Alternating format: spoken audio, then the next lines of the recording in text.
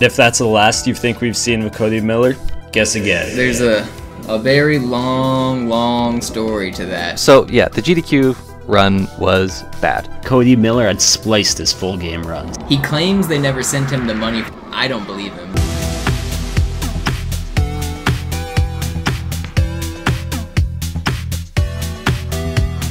I've forgotten how to do this part. Just because I haven't practiced this game in like 2 years, this is pretty tough. So now I've forgotten my way. Oh wow. I just killed myself. So now I'm like actually legitimately lost. Okay, don't do that. What? I just start back here? Can I just finish later? I know you guys are hating me right now. No.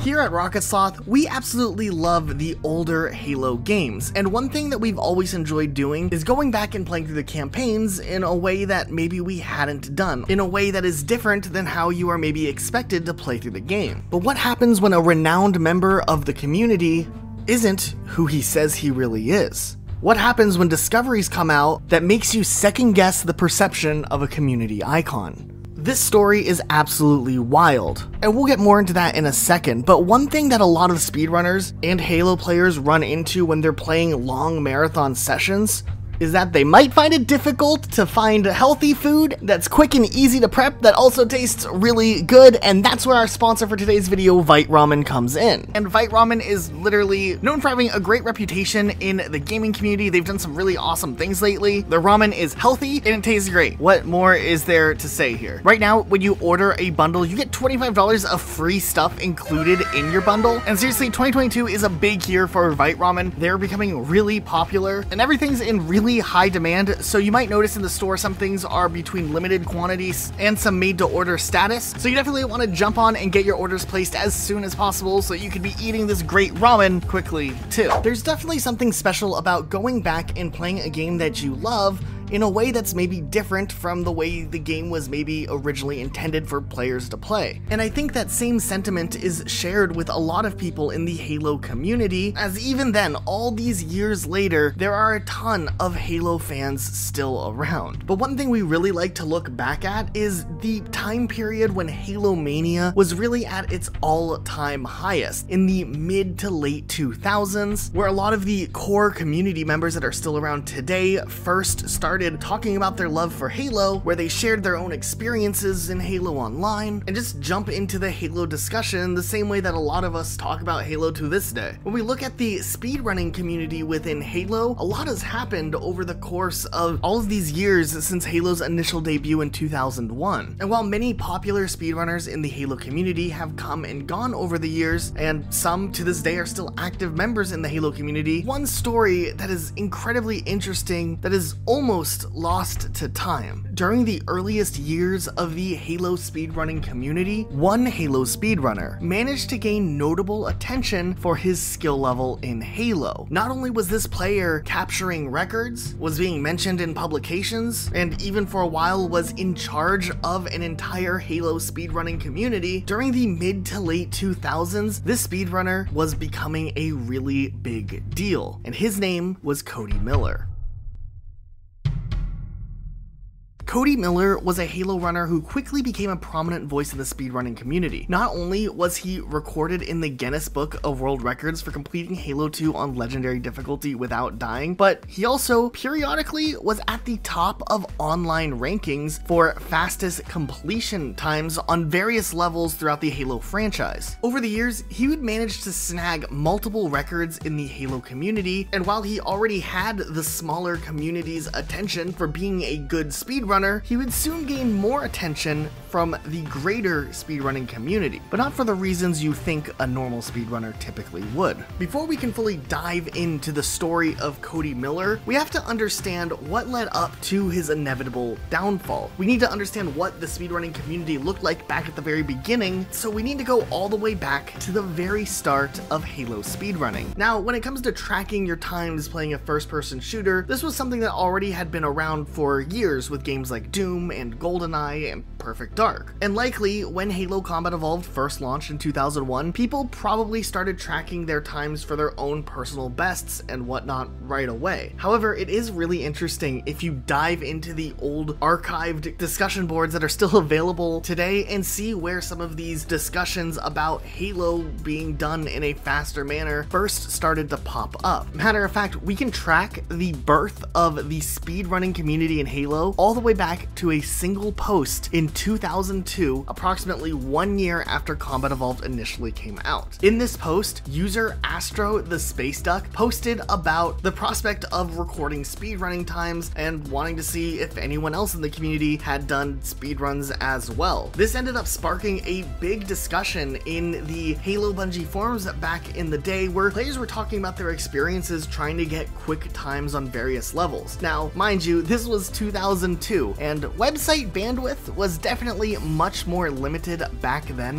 than it is today, and pretty much during this infant time for the speedrunning community, there really wasn't this expectation of proof to show off what feats you were claiming you were able to accomplish in Halo. Matter of fact, this very first post by Astro didn't even include the amount of seconds he had in each level that he ran. He just went with the overall minutes. It truly was the Wild West of Halo speedrunning. Also, fun fact, Astro the Space Duck made this post when he was just 17 years old, and he would grow up to be the Hearthstone features lead over at Activision Blizzard. I actually checked this and confirmed that Celestalon actually was Astro Duck 20 years ago on that board post, and we had this really wholesome conversation in Twitter DMs. It's not really relevant to the story, but I thought it was super interesting, so I wanted to include it. The popularity of this simple discussion ended up leading into the birth of an actual speedrunning community around Halo. The team at Bungie, the makers of Halo, realizing that this thread was so popular, decided to host an official Halo speedrunning contest. And oh boy, were the stakes higher than ever. This event was called Going Nowhere Fast, where players would have until July 1st, 2004 to submit their best individual level run on legendary difficulty of Halo Combat Evolved. There would be 10 amazing prizes for the winner in each level category, and I mean, these were pretty awesome. You could get a Halo 2 calendar, or a Halo PC strategy guide, or you could get some other cool things like a $20 gift certificate to the Bungie store, a Marathon Trilogy box set, or maybe some Halo action figures. On top of that, the 10 winners would also get a Bungie World Domination Tour t-shirt. However, the real big grand prize was the green limited edition Halo branded Xbox. That honestly was all the incentive that the speedrunning community, while so small at the time, needed to really explode into competition at the beginning of that summer. Now, of course, with this being an official competition, this wasn't just something that you could just tell what your time was in a post and try to win a prize. You had to actually record and submit your run directly to Bungie for judging. Now, there was a couple ways you could do it. You could use a file transfer protocol. You could upload them to any web space and pay for the bandwidth yourself, in which Bungie would then go and download the video, or you could send a VHS tape or CD in the mail showcasing your gameplay footage. And looking back now, this was just a small but fun competition that Bungie hosted, but during the time where players were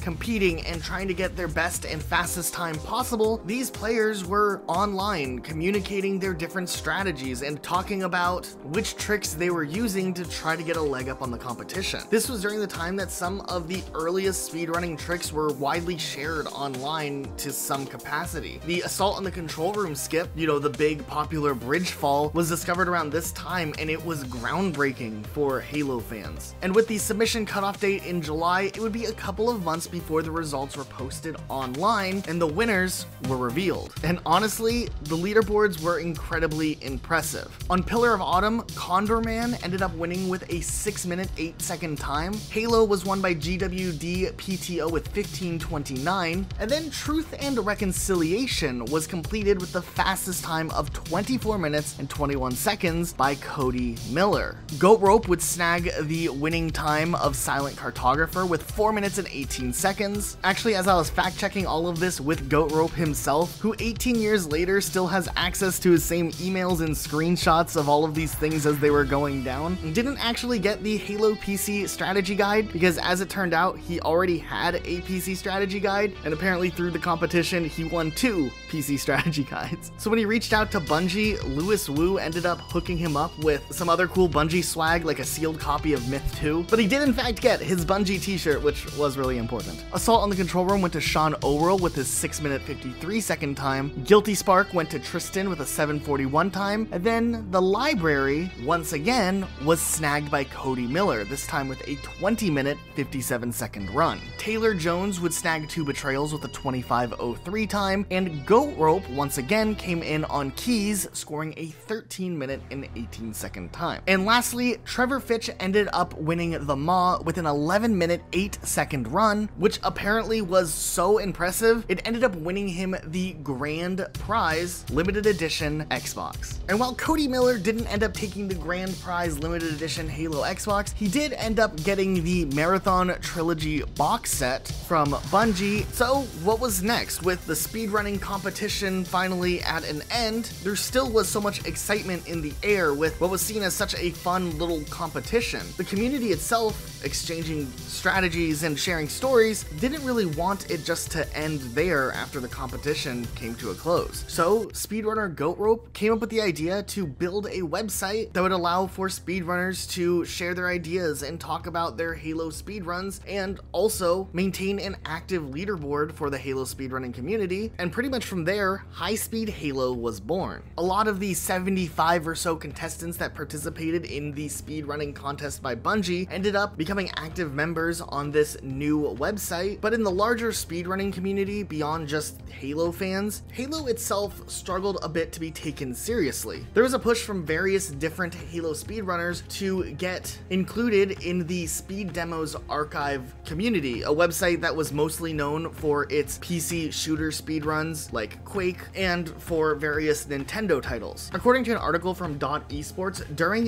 this time, the site organizers at SDA were just a bunch of teenagers making their own rules, and Halo didn't belong. With the Halo community feeling a bit isolated, a lot of the community was just down for the idea of doing their own thing with High Speed Halo. Now, the relationship between SDA and High Speed Halo would shift over time, where slowly some Halo runs would be accepted, though it seemed like in general, SDA was much slower at updating their leaderboards, and over the following years, the presence of Halo would grow a bit, but the core community stuck with High Speed Halo, uploading their most updated times and communicating with other runners through their own smaller website. High Speed Halo was fully up and running by the time Halo 2 launched, and with the massive hype that Halo 2 had, a ton of new players were introduced to the world of speedrunning for the first time. But not only was the small speedrunning community beginning to grow, Halo 2 in general was just a really popular game. But as many of you remember, Halo 2 was notorious for having the hardest legendary difficulty mode in the entire Halo franchise. Legendary difficulty was the ultimate challenge. However, to some other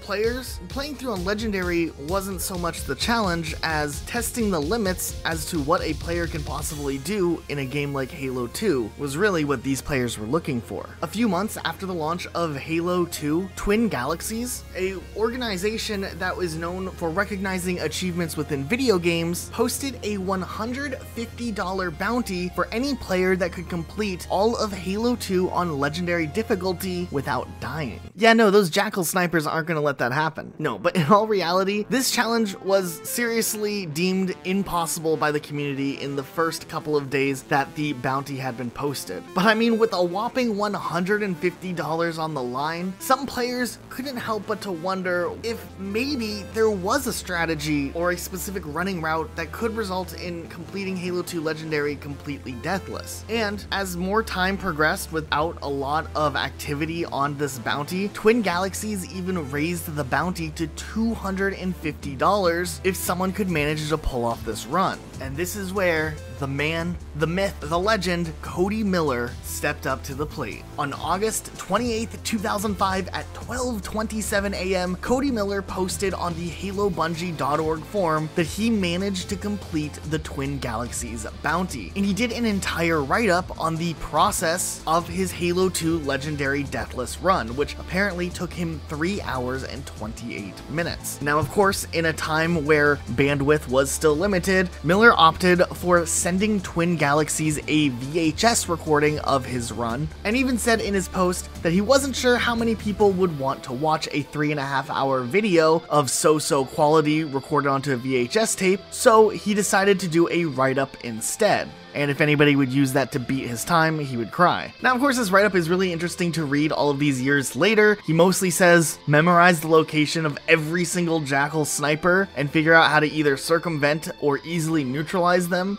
It's pretty vague, but I mean, it seems like a viable strat. He then went through the list of every single level in Halo 2 and what he did to complete them. In some sections, he was really detailed and even would refer to his own runs that he's done in the past. Other sections were a little bit more vague, like Sacred Icon. The easiest level by far. I can do it in my sleep. Okay. But for the most part, the write-up itself was pretty basic, but it still kind of fulfilled the curiosity as to how someone would approach completing Halo 2 Legendary without dying. And honestly, after this post was made, the community erupted in support for Cody Miller. It was incredible to see so many people excited about an accomplishment that was mostly thought as impossible actually being achieved. Matter of fact, this accomplishment would later be included in the 2007 Guinness Book of World Records for the fastest time on a deathless Halo 2 run. This Halo running community was starting to break into the mainstream, and it all was because of Cody Miller. It was also during this time where High Speed Halo's founder Goatrope decided to step aside as he was busy and passed the admin position on to Cody Miller,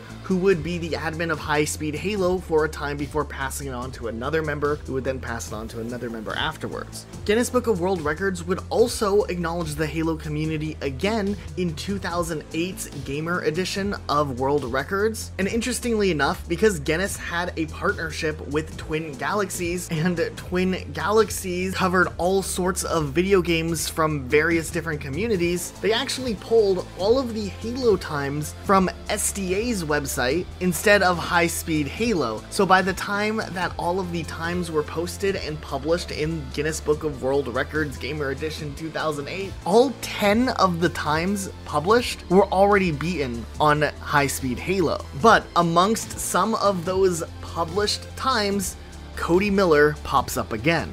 Also, it's just worth noting that by this time in the speedrunning community, the relationship between High Speed Halo and SDA had gotten a lot better, and even on SDA's leaderboard, it had a straight up disclaimer saying that the table was out of date and to go to High Speed Halo for the accurate coverage, and for whatever reason, Twin Galaxies just ignored this and put all the old times in. The one cool part about that, I had 0 world records at the time, but because they printed the out-of-date records, I got my name in the book. My name would not be in the book if it was accurate. That's awesome. Over the next following years, Cody Miller would continue to stay involved in the speedrunning and Halo communities. He would go on to submit a few different Halo 3 speedrunning records, and because of his prestige within the Halo community, was even invited to play Halo Reach's beta early, before general access. There's actually an old archived Black Star podcast where Cody Miller was brought on as a guest to talk about his thoughts on the multiplayer side of Halo Reach before the beta went public for everyone else. And while Cody Miller didn't have a lot of commentary out there in general when it came to Halo stuff, listening back to this podcast all these years later, you can tell that he was knowledgeable in the topics he would discuss, and of course was very invested in Halo overall. I guess we can talk about some of the new mechanics in the game. You may notice that if you're using the new pistol or the new DMR, when you pull the trigger, your reticle gets very large, and when it does that, the accuracy of your weapon decreases greatly. And this is kind of a new addition to the Halo universe here, and it actually plays a really big part in how you have to use these weapons. And so if you're not conscious of it, then you're not going to be able to succeed using them. However, moving forward for Halo, the following years in general when it came to speedrunning were a little bit rougher than some of the heyday years early on. Under different ownership, High Speed Halo was slowly falling apart, with leaderboards not regularly being updated, and they were getting harder to read and understand, and the community was just more scattered than organized as it once was. In these later years, the newer admin of high-speed Halo didn't agree with some of the ideas that prevalent Halo runners thought would be good for implementing onto a website, and at the end of the day, a lot of the Halo speedrunners ended up just opting out of using high-speed Halo altogether, and some records were pretty much tracked through a simple Google Doc. Nonetheless, with the rise of internet video and the serious ease of now being able to upload content online without having to jump through all of the hoops that you formerly used to have to, the speedrunning community in general really was starting to pick up. And in 2010, Games Done Quick, which is a semi-annual video game speedrun charity marathon, was formed and organized by SDA. And while Halo didn't have a presence in the very first Games Done Quick marathon, the second year in 2011, Halo Combat Evolved was going to finally have a spot in the marathon, and who other better to showcase the speedrunning potential of Halo to a brand new audience than to have Cody Miller himself come and live stream a Halo Combat Evolved run in front of everyone. And spoiler alert, the run really didn't go that well. Alright, well, just a couple more and then we'll give up on this. Somebody likes your socks. Huh? Somebody likes your socks. Oh, they're black. Wow. That's all it takes to get. This isn't going well. It's maybe an attempt to. Are you kidding? Guess what, guys? What's that, like 4.5 hours? No problem, yeah. This run definitely did not go as planned. Cody Miller was expected to complete all of Halo Combat Evolved on Legendary difficulty in about 2 hours time. However, as it was very obvious that he wasn't keeping up with the pace to complete it in 2 hours, he ended up lowering the difficulty on 2 different occasions throughout the run, lowering it at first to Heroic difficulty on the level Halo, and then to the normal difficulty on the Library. Even with the lowered difficulty, this run ended up taking all the way up to 4 hours and 20 minutes in time before the final level was completed. So yeah, the GDQ run was bad.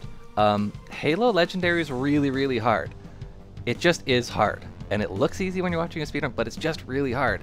And he did not really prep properly, and he wasn't even planning on doing Legendary originally. He got talked into doing Legendary. I'm not sure if it was a donation incentive or if someone just said, hey, do Legendary. But he was not prepared for Legendary. And yeah, it can blindside you. It's really tough to do. That said, he wasn't as good of a Halo player as we thought he was, but you do have to recognize that, yeah, he's a human being who made a preparatory mistake, and that affected the run. Yeah, Cody wasn't as good of a player as people maybe had thought he was. And while there's some moments that are kind of silly to look at in retrospect, if you pay close attention to the run, you can in fact see that a lot of the big places that cause him a ton of time are when he fails to pull off some sort of big trick and eventually gives up and decides just to run the level normally. This happens on an assault on the control room, and he has to run through the entire level because he can't pull off the cliff jump. And to be fair, he ends up spending so much time on assault on the control room, a level that normally you just bypass without any enemies once you survive the cliff jump.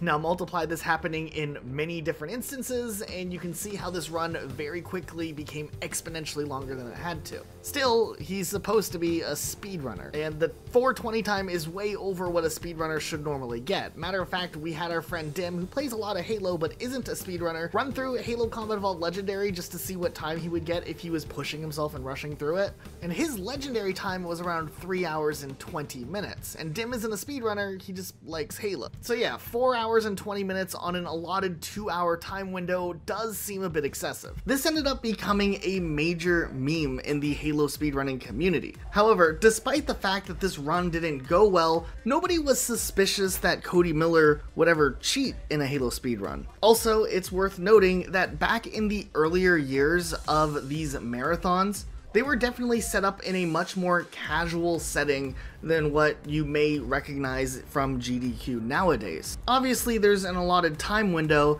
but the real purpose of the run was just to hang out, share some speedrunning tricks, talk about the game a little bit, and raise some money for charity. So choking a bit in a live stream, while it's maybe embarrassing in that front, it wasn't anything damning in evidence that would cause people to be up in arms for Cody Miller's inclusion in Games Done Quick. Matter of fact, Cody Miller was not only invited to speedrun Halo Combat Evolved, he also was running 2 other games besides Halo during that event. And basically put, it was clear that Cody Miller wasn't prepared for this run and probably didn't prepare himself as much as he should have for this event. Still, despite this, Cody Miller would be invited back again the following year, this time to speedrun Halo Reach in a similar setting. This time around, he allotted himself 2 hours and 50 minutes to complete Halo Reach on Legendary difficulty, and while he still went over his time, this time around he only went over his time by 22 minutes,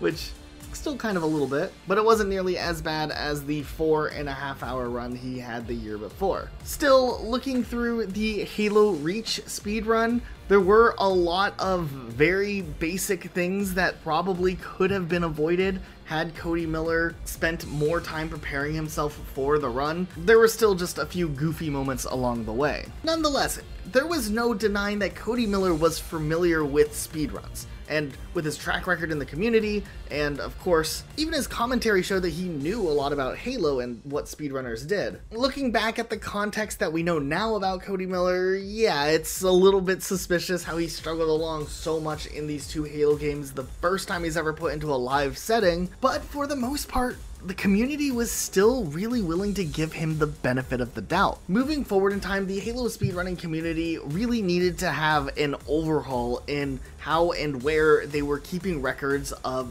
the speedruns within its own community. With High-Speed Halo not being viable and Google Documents being the main source of record keeping, Goat Rope alongside other speedrunners from the Halo community came together and came up with the idea for Halo Runs. Currently the biggest Halo speed running record keeper. And with the launch of Halo the Master Chief Collection coming out, it was the perfect time for a brand new, fresh start for the speedrunning community, made by the same community members who've been running for forever. Though, as many speedrunners started getting better at the various Halo games, there was starting to be an inkling of a doubt or some speculation from some of the most experienced Halo runners that maybe there was something off about Cody Miller's runs. And while Miller's presence in the speedrunning community was lessened, there still was one record that had completely baffled a lot of the speedrunning community. That was the elusive Maw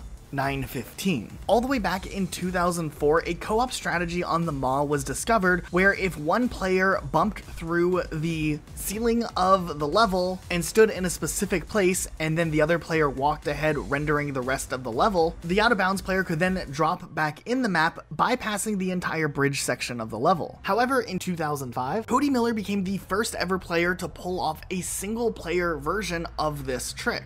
And when the run was submitted for review, even Miller himself didn't quite have a full understanding as to why the game randomly loaded the next half of the level right there and then. And because of that, he didn't require a second player to run in and load the next part of the level. He was able to just continue along with the level, bypassing this massive section, something that nobody else would be able to recreate. Cody Miller would go on to claim that this trick was likely specifically caused by a glitch that would happen possibly 1 out of every 100 or so tries, basing it off of just some random RNG that could happen when playing through the Maw. And honestly, back when he submitted this time, no one really questioned it either. Cody Miller had such a reputation in the community with so many records over the years, nobody thought that this would be anything outside of the ordinary. If anything, Cody Miller would be the type of person to discover a glitch like this. And that infamous run would remain undefeated until 2007, when it finally got beaten out by Cody Miller himself, making the new leg to beat, the Maw 842, which essentially meant that Cody Miller held his record in that spot for 9 years before someone finally was able to figure out how to beat him. And it wasn't in the way you would have expected.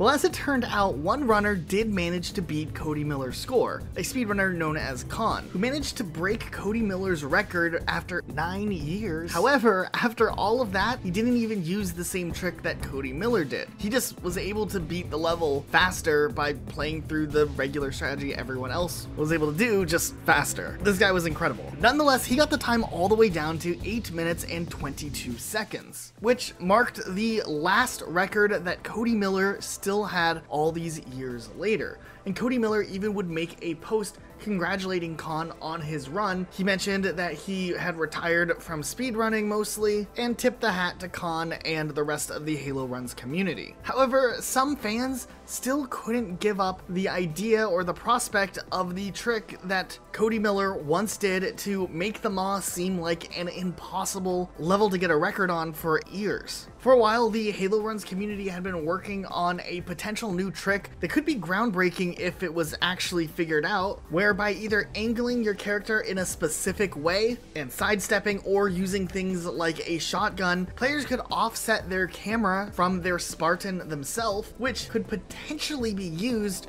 to bypass barriers and cause different sections of levels to load by utilizing this trick. It wasn't until after Cody Miller's last speedrun had already been broken that this trick was discovered, and for the first time ever, the solo bridge skip could actually be pulled off. With this new knowledge, the community was incredibly excited for making a breakthrough all these years later. However, one member in the community still remembered that Cody Miller had had the record for so long and wanted to know, was Cody Miller just doing this glitch the whole time, not realizing that he was? Legendary speedrunner Goat Rope came through once again and pulled out the old archived footage. He consulted with Halo 2 speedrunner Mr. Monopoly. They analyzed the footage, and no, Cody Miller did not pull off this glitch years ago not realizing it.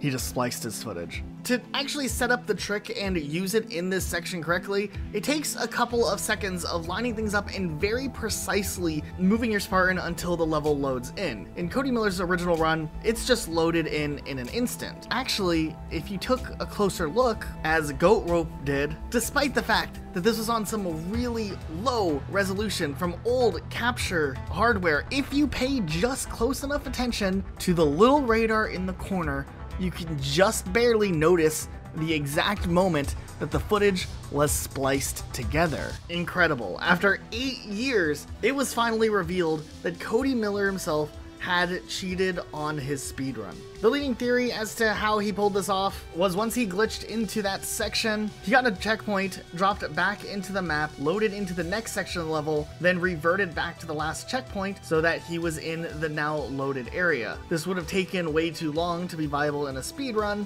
but spliced exactly, boom, everything loads in perfectly. Going back through the archives, Goat Rope quickly realized that both of the mall runs were spliced, and speculation quickly circled around the community that a lot more than just a couple of runs throughout the years were spliced from Cody Miller. Galaxy's Deathless run was also cheated. I was the one who got him to admit to it. He claims they never sent him the money for the bounty because it was a bounty. I don't believe him, but he claims he never got it. But yeah, he admitted to cheating that. He admitted to cheating the stuff that Goat Rope caught him on with Maw. He admitted to cheating Regret Run.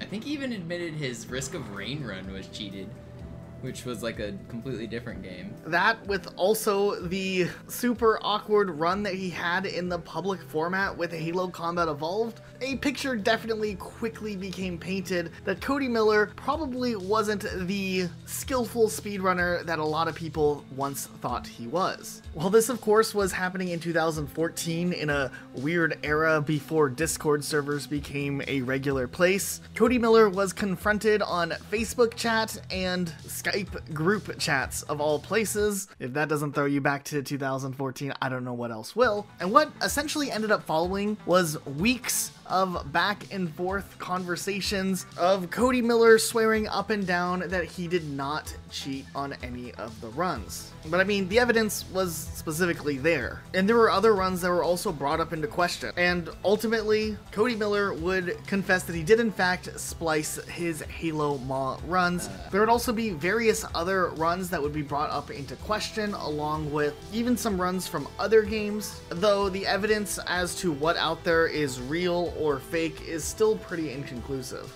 though looking back, the general consensus of the Halo speedrunning community is that more than likely Cody Miller probably spliced much more of his footage than just what was uploaded onto Halo runs. And pretty much after the big reveal, that was pretty much it. There wasn't really a place for some big epic conclusion. He kind of just vanished out of the speedrunning community, and pretty much, with a few exceptions of people who were close to him on somewhat of a personal level, he never really was heard from again. And we do wonder, what does he think about everything that had happened all of these years later? I guess we'll never find out. Just kidding, we totally got in contact with them through email. But before we get into that, I think it's really important to look at this in the scope of a larger picture. Besides the fact that this story was absolutely wild, and just seeing the journey of a community over the course of so many years is incredibly interesting, at the end of the day, the case of Cody Miller was really just a story of someone lying on the internet. How do you know someone didn't just make it up? What? You mean just lie? You really think someone would do that? Just go on the internet and tell lies? I mean, there's definitely worse people in video game communities out there than someone who lied about a video game 8 years ago. But it's still a really interesting tale of some of the earliest days of Halo speedrunning in a time where proof was really limited to what you could show off. Matter of fact, I've always found it kind of curious that Cody Miller never attempted to return to any extent of the Halo community, not even really a Halo fan. I mean, he dedicated 13 years of his life being this fan of the game, and no one can deny that he was good at Halo. I mean, maybe the people at AGDQ. And while I'm definitely not advocating saying he should just come back and start speedrunning again, I just found it curious that he completely had vanished off of the internet. In the following years, GDQ would instead invite Goat Rope to come and represent Halo Combat Evolved. They actually ended up implementing a new rule called the Halo Rule, which means that essentially they can cut off runs that are going excessively long, which essentially was a rule enacted specifically because of Cody Miller's run. But Goat Rope was allotted 2 hours and 10 minutes to play through Halo Combat Evolved and show off the speedrunning tricks on Legendary difficulty. And not only did Goat Rope not have to lower the difficulty, but he also was completing it in enough time where he was able to take a moment and just show off some fun Easter eggs before he wrapped things up. The narration was really great in explaining everything that was going on during this run, and even the little audience in the background looked thoroughly intrigued because Goat Rope was really doing a great job at explaining things in a detailed and interesting way. He also does a little trick warthog jump just for fun while he was at it. Now, fortunately enough, I reached out to Goat Rope for a little bit of help with this video because I wanted to make sure that everything I was explaining was accurate and fair, and as it turns out, to this day, Goat Rope still had contact with Cody Miller, and he passed his email along, and I reached out to Cody Miller, and sure enough, he actually responded. Now, of course, in my head, I thought, you know, this could be a really interesting redemption arc for Cody Miller, and you know, maybe after all this is said and done, maybe Cody Miller and I would be best friends. Like, we could keep in contact and share our Wordle scores with each other. Yeah, not really the way it went. We could only talk through email. I asked many different questions, and he answered some of them, mostly in regards to his Games Done Quick run, where his suggestion to other people in Games Done Quick is to practice, and practice a lot. Don't go in there thinking that you're going to be able to run at your best if you haven't prepared for the actual format. I think that's some pretty fair advice. He also reminisced with the fact that he was running other games at that event as well, which is definitely a totally fair argument. And he even went on to say that he thought it was kind of funny that he was the cause of the introduction of the Halo rule. He was obviously happy that the charity was able to raise money, which was a great cause. And while I did press him with some of the harder hitting questions, asking specifically about the spliced footage, wasn't really something he ever answered. He did tell me that he's not so much a fan of the newer Halo games, but ultimately still considers himself a quote-unquote casual gamer. But he also said he doesn't have the new Xbox. Very good stuff, Cody Miller. I mean, I guess fair enough. He skipped over, you know, some of the other questions I asked, but ultimately that is the tale and the legacy and the journey and the curious case of Cody Miller, the Halo speedrunner. If you guys want to support our channel and our videos, make sure you are subscribed. Also, if you're a content creator or you're thinking about becoming a content creator and you liked the music you heard in this video, almost all of the tracks are from my album Future Payphones, which is free to listen to and download, but there is a special deluxe edition that comes with a bunch of bonus songs that aren't a part of the regular album, and it includes a license to use universally on all of your own content without ever having to worry about copyright. If we make any money from selling any licenses from this video, Luke and I are going to split the money and it goes right back into Rocket Sloth. So it's a cool way to show some support and get some awesome music to listen to or use in your own projects. I really need to thank Pedrogas for giving me the inspiration to finally do this video. He did his own coverage on Cody Miller over on his channel, and it's in Spanish. Shout out and thank you to Goat Rope himself, the legend from all the way back in the day. Literally, the amount of detail and context and accuracy that this video has is completely because of Goat Rope's willingness to help me fill in the gaps with a lot of the years and just answer all of my questions. A lot of this video was more than just Cody Miller. It ended up being a bigger picture of what the speedrunning community was like in the earliest days, and I don't know if I would have been able to capture a lot of that along with all of the nitty-gritty details later on in the video had Goat Rope not helped me out with this. So once again, a huge thank you. Make sure you guys all go follow his Twitch channel. There's a link in the description down below, so next time he's playing some Halo, you can maybe watch. Also, I just randomly dropped into one of Mr. Monopoly's streams and asked him a bunch of questions about Cody Miller, and he was just happy to answer, so huge shout out to Mr. Monopoly also. Also, Cody Miller, if you're watching this video, I still think we can be friends, and I think you should come on our podcast that Luke and I are rebooting. Luke's moving across the country currently so that we can do an in-person podcast instead of the Skype call quality podcast we've been doing. It could be a lot of fun. It might be really awkward. It won't be that awkward. It might be a little awkward, but it'll be fun. I'm pretty sure. I don't know. Thanks everyone for watching. We'll see you guys later with a new video.